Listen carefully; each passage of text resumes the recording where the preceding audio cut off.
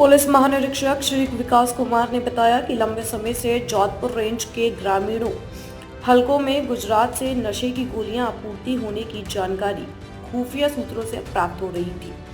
Police महानिरीक्षक श्री विकास कुमार ने बताया कि खुफिया सूत्रों से प्राप्त जानकारी को विकसित कर गुजरात से लाकर राजस्थान में आपूर्ति करने के एक मुख्य सूत्रधार अशोक सिरोही एवं मुकेश जाट निवासी चांदेल्य पुलिस थाना कापरड़ा जिला जोधपुर ग्रामीण का नाम प्रमुखता से सामने आया है। अशोक सिरोही पिछले 4 वर्षों से गंगानगर जिले में नशे की गोलियों की आपूर्ति के मामले में फरार चल रहा था। अशोक पर गंगानगर से 20,000 रुपए का इनाम घोषित था। महानगर में पहली बार मादक द्रव्यों की तस्करी में नाम आने के थोड़ा विचलित जरूर हुआ। अशोक पर फिर गंगानगर से जोधपुर मुख्यालय बदलकर धंधा बदसूर जारी रखा। पुलिस लगातार नशे की गोलियों में आपूर्तिकर्ता को ढूंढती रही। इधर शातिर अशोक नशे की गोलियों का काम लगातार चलाता रहा। सतर्कता व शातिरपने की हद ऐसी कि पिछले 4 वर्षों में किसी भी प्रकरण में नाम तक नहीं आया था अशोक सिरोही का। अशोक की कहानी भी एक गुमराह आम युवक की ही कहानी रही। 9वीं कक्षा में फेल होकर दूध की डेयरी का काम शुरू किया। घूमने फिरने के शौकीन अशोक को एक ही दुकान पर दिन भर बैठे रहना पसंद नहीं आया, तो कार ड्राइविंग सीखकर एक प्राइवेट टूरिस्ट फर्म में ड्राइवरी करने लगा। ड्राइवरी करते जगह जगह घूमते हुए अशोक का संपर्क गुजरात, गंगानगर एवं सांचौर के नशे के सौदागरों से हो गया। चोर चोर मौसेरे भाई की तर्ज पर सबने मिलकर एक गैंग बनाकर टूरिस्ट गाड़ियों में नशे की गोलियों का कारोबार फैला लिया। टूरिस्ट कारों में नशे की गोलियों की आपूर्ति का सबसे बड़ा फायदा यह था कि कार में पर्यटक भी साथ होने से पुलिस को संदेह नहीं होता था, आने जाने का खर्च भी नहीं होता था और समाज में एक सम्मानजनक चेहरा भी बचा रहता था। आम के आम गुठली के दाम की तर्ज पर लंबे समय तक नशे की गोलियों का यह धंधा गुजरात से सांचौर होता हुआ गंगानगर तक निर्बाध चलता रहा। पर आम की गुठली तब निकल आई जब गंगानगर का साथी 2021 में गंगानगर में ही 20,000 गोलियों के साथ रंगे हाथ धरा गया।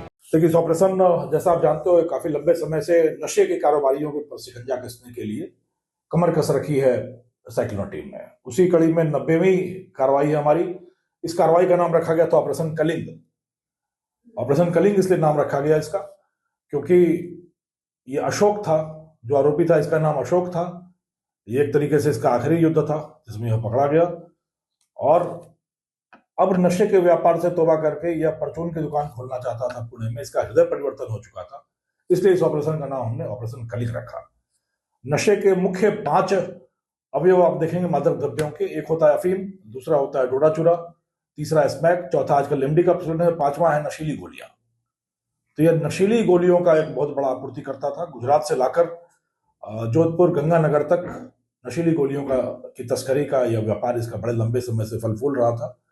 गंगानगर में वांटेड भी था, पिछले 4 साल से वांछित भी चल रहा था, फरार था। पुणे में अभी फरारी काट रहा था ये, और इसने अपना नाम भी बदल रखा था।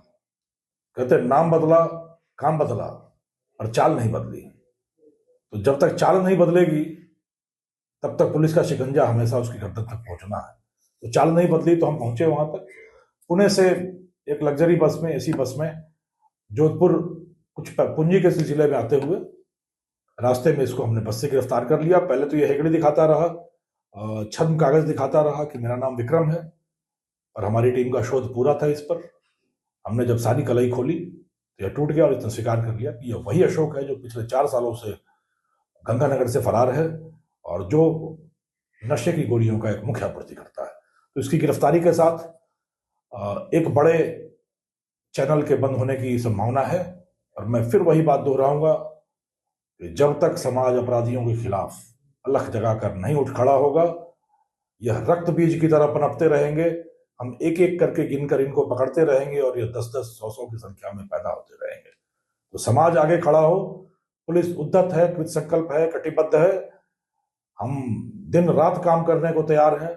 बस आप हमारा साथ दो, समाज साथ आए। हम समाज से अपराध और आपराधिकता को बिल्कुल निर्मूल करके समाज को निर्मल समाज बनाएं।